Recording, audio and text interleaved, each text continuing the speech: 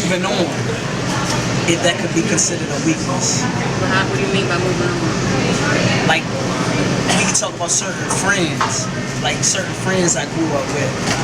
In this world, the greatest certainty is change. So sometimes I gotta face the fact that the relationship we had at one point in our life is not what it is today.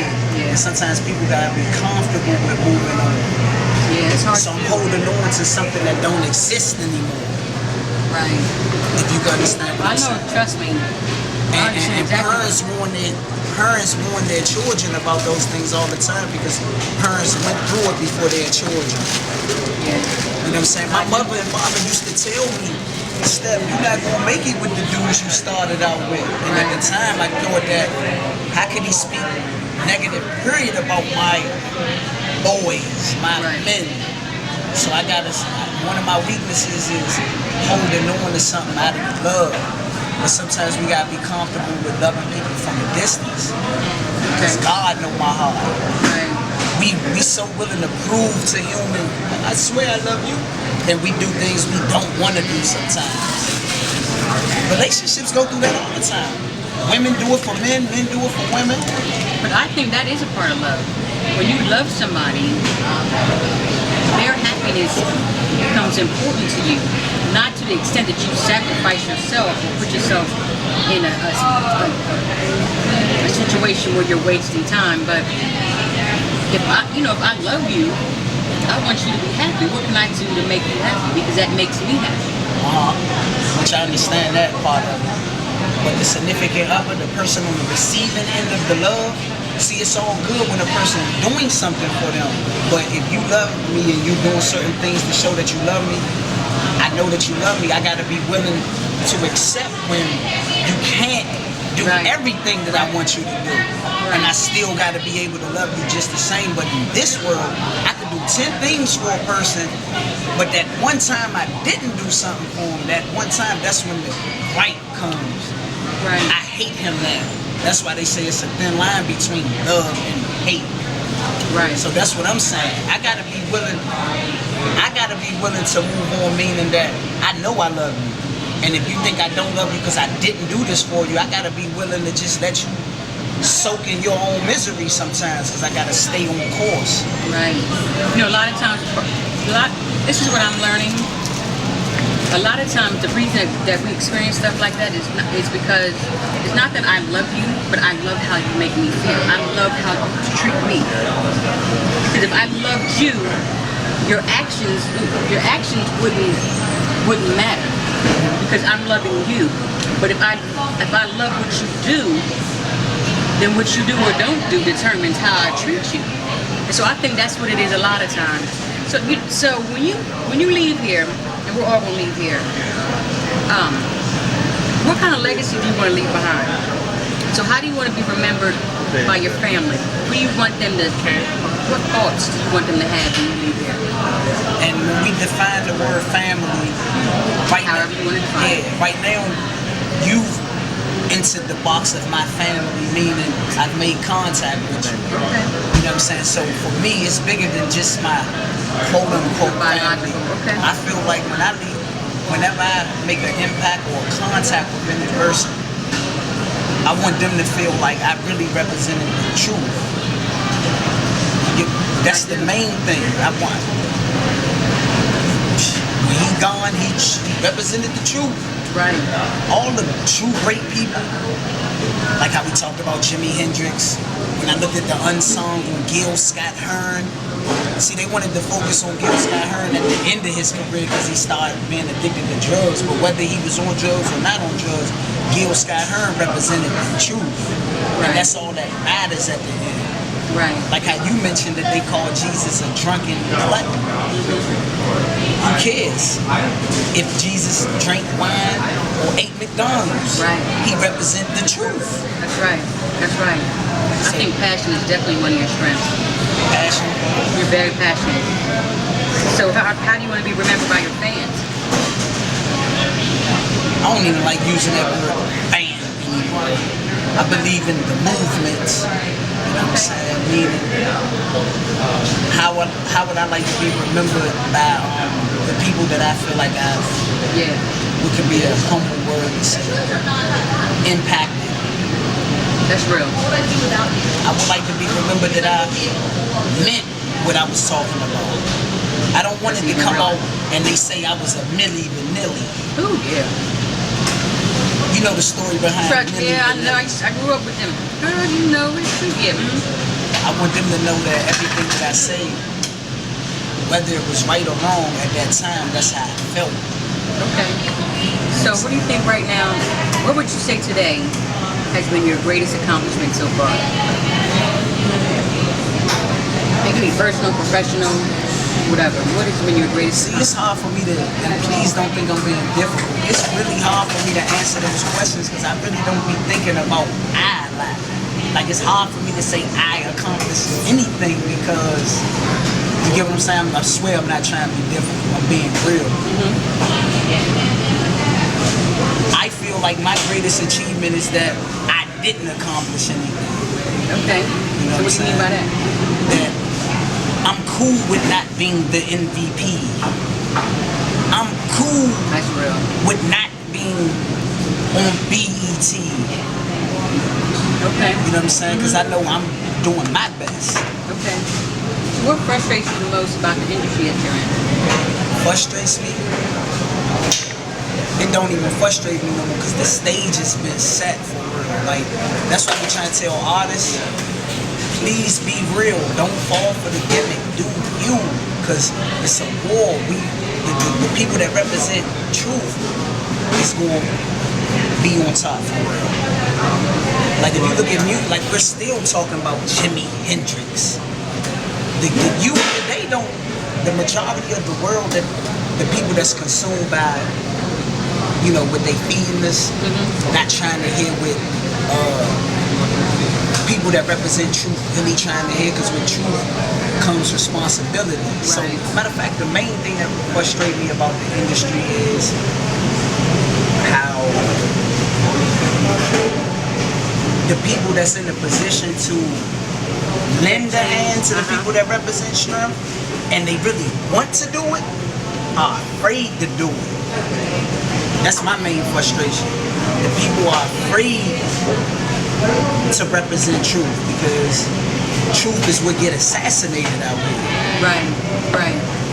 And not only that, with knowledge comes responsibility. And we don't want to be responsible. As a people, as a community, we don't want to be responsible. We don't want to be disciplined. We don't want to think beyond ourselves. We want what we want. We want to satisfy this flesh. And so that's why there's not a big influx of people supporting truth. Because we're living, the times that we live in stuff, everybody don't want the truth. It's been like that since day one, though. See, that's what people got to start studying more. They say Jesus walked amongst the people and they didn't know who he was. Right. Jesus from Nazareth and the people in his own hometown didn't want to accept him as a messenger and prophet. That's right, that's right. He's the carpenter's son. And Jesus told the disciples, a prophet will never get love in their hometown. Right. So that go back to, I'm trying to get to the point where I don't care about what the industry does to frustrate anything, because God's word is true. Right. God gonna be victorious in the That's end. real. Okay. Pat bellies. I hope God don't come back and LeBron James dunking. I hope Peyton Manning not breaking the record when God come back. I hope I'm somewhere praying when he come back. You know what I'm saying? People believing in this shit too much. You know what I'm saying? It's been evident with the Obama election. It's the same on earth to me with Obama the president or without. It's good and it's evil. He's just a piece of the puzzle. Me and Alana had alluded to of the puzzle. What's going on today is so much bigger than Obama. We do live in the last times, and we're good. Something deeper than, it's even bigger than Steph. It's bigger than Tina. You get what I'm saying? It don't just stop at Obama. That's why I said it's hard for me to answer I questions. Okay. what I accomplished, because it's like Nino said, what Nino say in the movie New Jack, it's bigger than Nino Brown. If I'm going down, people going with me. Right. It's bigger than Nino Brown out here. They killing us. You know what I'm saying? And the first place they killing us at is here. Right. You know what I'm saying? The miseducation of not just the Negro, the miseducation of the people. So let me ask you this question again. So how do you maintain your individuality in the midst of, I don't want to say common. Trying to maintain it, because I want to be fresh out here. I want to have the nice clothes too. Right. Even though if I wear a cover over me, I'm the same person. But we all fall victim to the images, so to speak.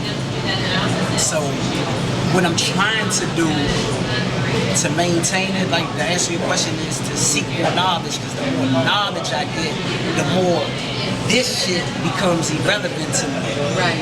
You get what I'm saying? I do. But we all go through that.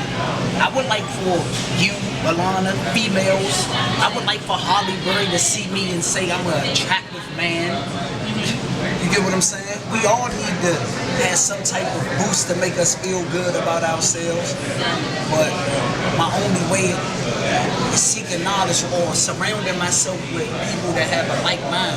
Right. Like if I'm around Marcus or Alana or you, and y'all are people that are not victimized by these images, and I'm too not victimized, then I become more comfortable.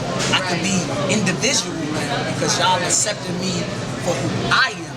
Right. Not the watch, Right. not the stacks of money, or you get what I'm saying? So I think it's about surrounding yourself with people that have a like mind, even though we're not going to totally be the same.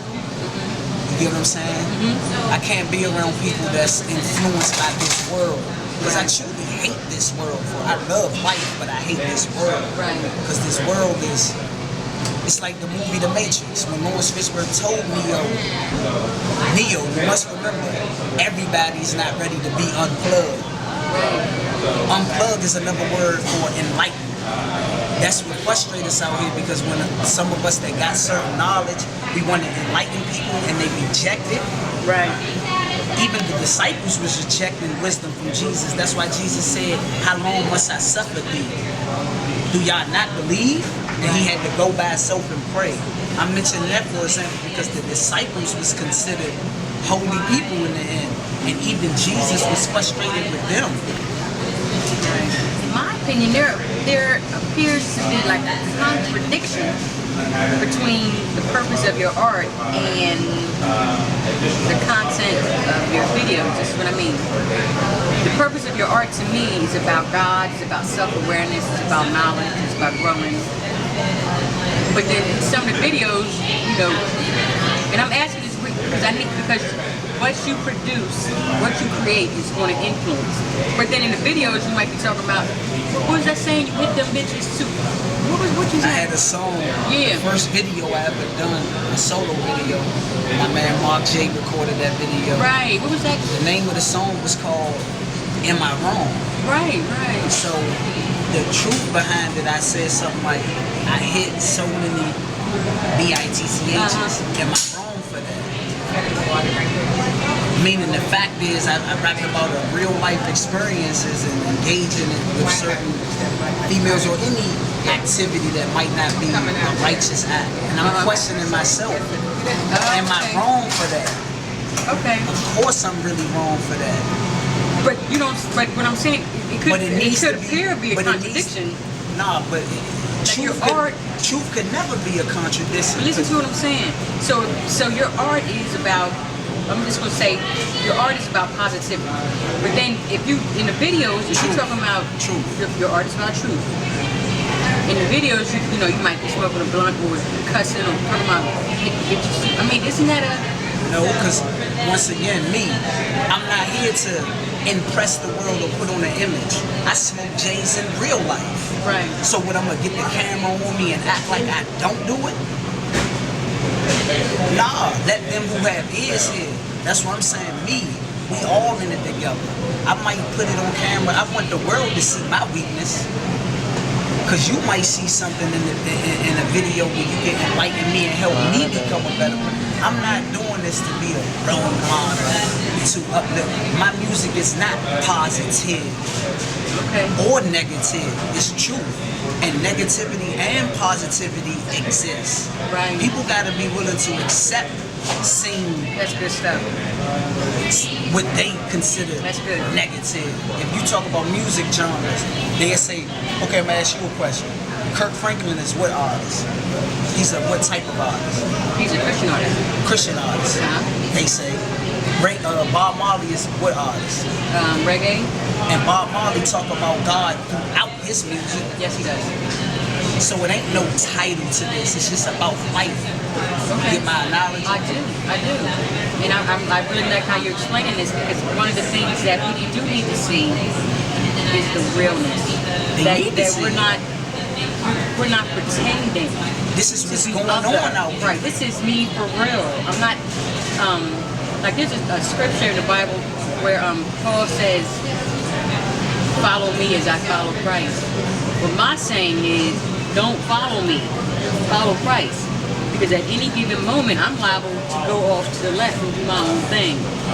Because I'm a human, and we do have to be vulnerable enough and transparent enough to show that we are weak, that we have issues, that we're not pretending.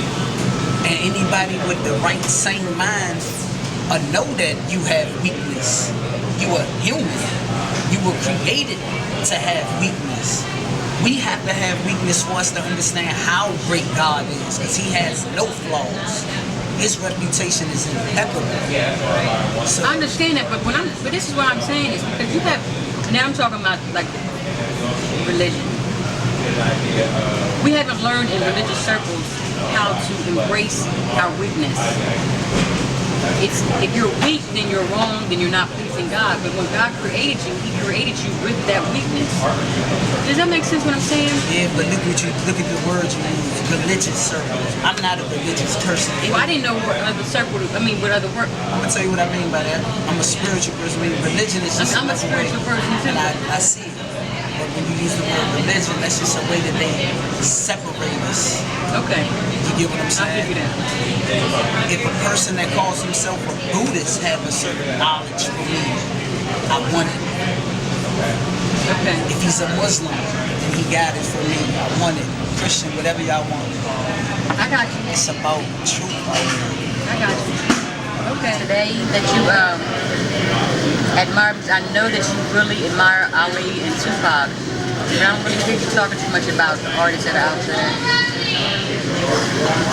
It's not too many of them, but if I had to single down one of them that I've heard, do they have to just be It musicians? could be whatever you want. I respect Professor Griff.